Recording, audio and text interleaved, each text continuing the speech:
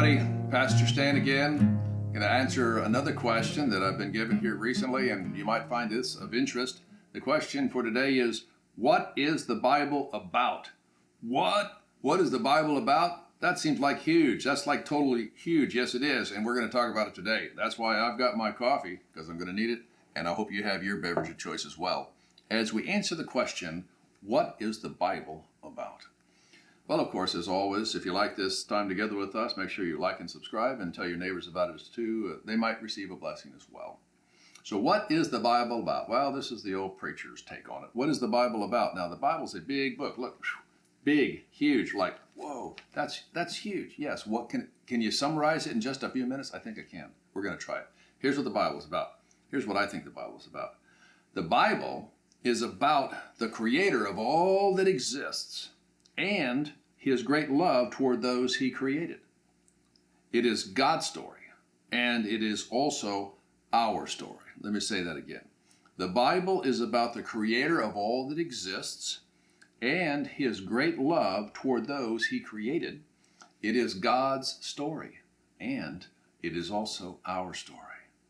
Well, I've got several things I want to highlight in the midst of this teaching today. The first one is, God is a person. That's right. God is an actual person. In that regard, he is like us. He is a person. God is a person. He has emotion. God has emotion. God has feelings. God has all of those things that we experience. He experiences them as well, just in a perfect sense. So God is a person. So when I'm praying or when I'm talking to God, I'm talking to a person, not some machine, not a computer, nothing like that. No, I'm talking about an actual person. So let's go all the way to the very beginning of the Bible. First chapter, first book, first line of the entire Bible. Whoa, we're way over there in Genesis. That's right, the very beginning. Let's see what it says. Genesis chapter 1, verse 1. In the beginning, God created the heavens and the earth.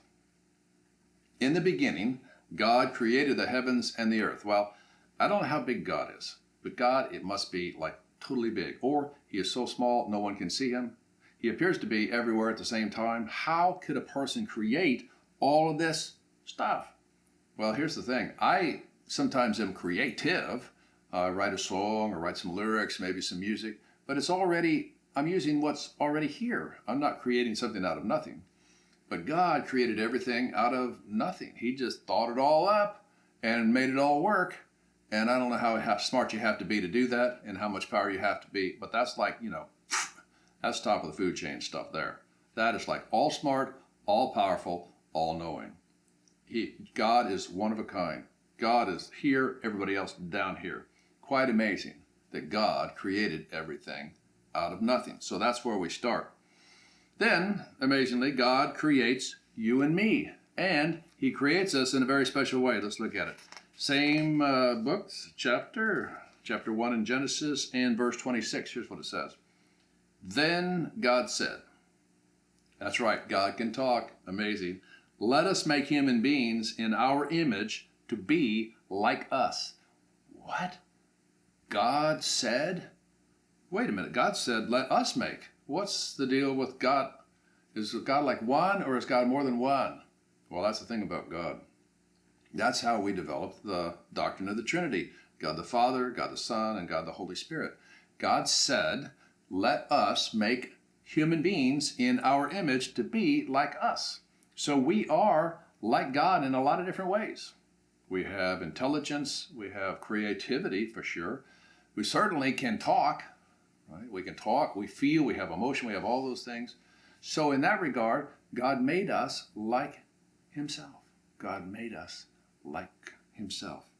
That's pretty remarkable as well. We are made in the image of God. So that means that we are very, very important to God. We're very important. So to test our love for him, he created and gave us all of these things, the entire earth, everything. He gives us one commandment in the Garden of Eden, the Bible says. And what is that one commandment? You may know what it is. Let's look at it. Genesis chapter 2 and verse 15. The Lord God placed the man in the Garden of Eden to tend and watch over it. But the Lord God warned him, You may eat freely of the fruit of every tree in the garden, except the tree of the knowledge of good and evil. Of its fruit do not eat, or you will surely die. So he gave Adam one commandment, and Eve later. One commandment, don't eat the fruit off this tree. Well, you think if we just had one commandment to follow, we could probably get that done. But humans have this curiosity. And so they got a little deceived by the evil one, the devil running around there in the person of a snake, ate the fruit, and they what's called sinned. They disobeyed God. And there was a lot of problems that came from them disobeying the one commandment God gave them, which I wish they hadn't have done, but they did. And here we are today. All right, they ate the fruit. Let's look at it. Genesis chapter 3 and verses 4 and 6. We're just staying in that first book. That's right, the first book of the Bible. Let's see what it says. Genesis 3, 4, and 5. Well, the devil says, the serpent says, you won't die. You won't die if you eat this fruit. And they ate it, and they knew that they had sinned, and that's what happened to them. They knew that they had sinned because they realized that they were naked. And that's what God said to them. He says to them, they're hiding from God. Verse 11, who told you that you were naked, the Lord God said. Have you eaten from the tree whose fruit I commanded you not to eat? Well, of course they had. They had disobeyed God. And what was the result of that? Separation from God. God is perfect, and they could not be in his presence any longer. So if you look over in chapter 3 of Genesis 23, here's what it says. So God, the Lord God, banished them from the Garden of Eden, and he sent them out. We're out of the Garden of Eden. We're no longer in paradise. We are down here where life is very hard and where we pay for our sins, where there's war and there's famine and there's disease and there's death. Because that's what he said to them. Don't eat the fruit off this tree or you will surely die. And that's how death entered into our existence. We were not made to die. We were made to live forever. But when we disobeyed God, then we began to die.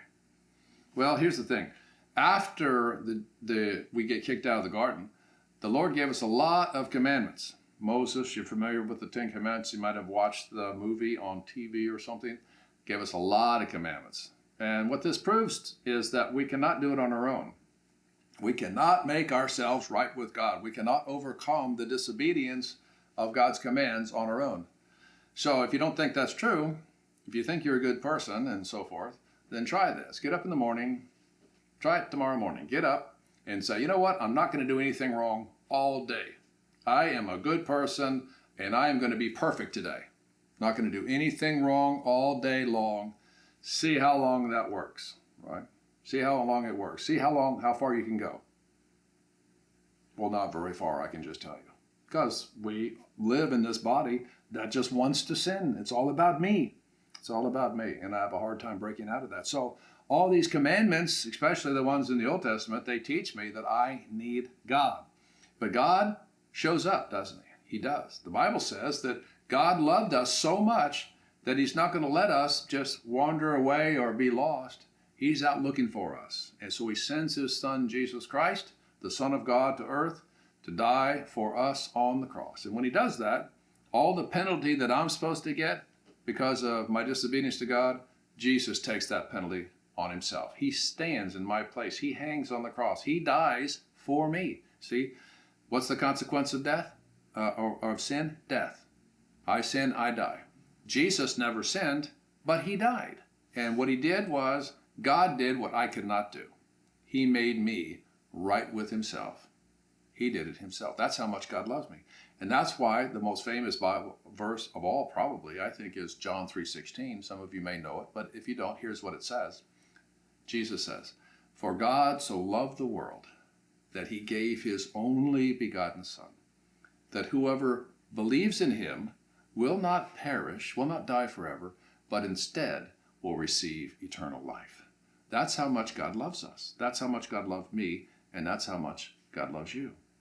So if you look at the world out there, what do you think Jesus then said is the sin of the world? What's the great sin of the world? That it refuses to believe in him. That's what he says. John 16:9, if you're looking it up, the world's sin is that it refuses to believe in me. The world's sin is that it refuses to believe in me, Jesus said.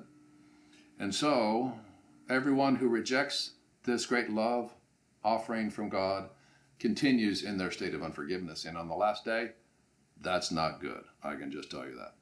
Well, we started off this study of looking about what is the Bible about. God created the heavens and the earth. Well, let's go to the very end of the Bible. The very end of the Bible, to that book called Revelation. No, not Revelation. Yes, Revelation. These are good words in Revelation. Verse 1 of chapter 21. We started off Genesis 1:1. God created the heavens and the earth. Let's look at what it says here. Chapter 21 in Revelation, the last book in the Bible. Then, John says, I saw a new heaven and a new earth, for the old heaven and the old earth had disappeared. See what happened right there? God did away with the old earth and the old heavens that are tainted by evil, that are tainted by sin and corruption. He destroys those and he makes a brand new one. He makes a brand new, and I saw a new earth and a new heaven. For the old heaven and the old earth had disappeared. God makes all things new. And the sea was also gone. We'll talk about that sometime, how all the water got here. And the sea was also gone on this new earth. And John says, and I saw the holy city, the new Jerusalem, coming down from God out of heaven, like a bride beautifully dressed for her husband. And I heard a loud shout from the throne, saying, look, God's home is now among his people. He will live with them, and they will be his people, and God himself will be with them. He will wipe away every tear from their eyes, and there will be no more death or sorrow or crying or pain. All these things are gone forever. And the one sitting on the throne said, look, I am making everything new. And then he said to me, write this down, for what I tell you is trustworthy and true. And he also said to me, it is finished. I am the Alpha and the beginning, the Omega, the beginning and the end. To all who are thirsty, I will give freely from the springs of the water of life. All who are victorious will inherit all these blessings, and I will be their God, and they will be my children. So there you have it. That is what the Bible is about. God creates, God is, God creates you and me. We disobey God. God loves us so much, he sends his son Jesus Christ to take my penalty upon himself. And when I believe in him, when I trust in Jesus, all my bad deeds are forgotten, and I can leave this life and be in paradise. And then God will make all things new, a new heaven and a new earth, and I get to live there forever with the Lord and his people. And that's what the Bible's all about. That's what it's all about. By the way, if this has been a blessing to you, this teaching, make sure you like and subscribe. And if you have any questions, you can list them below in the comments. And tell your neighbor. Maybe this teaching will be a blessing to him or her as well. All right, see you next time. Bye-bye.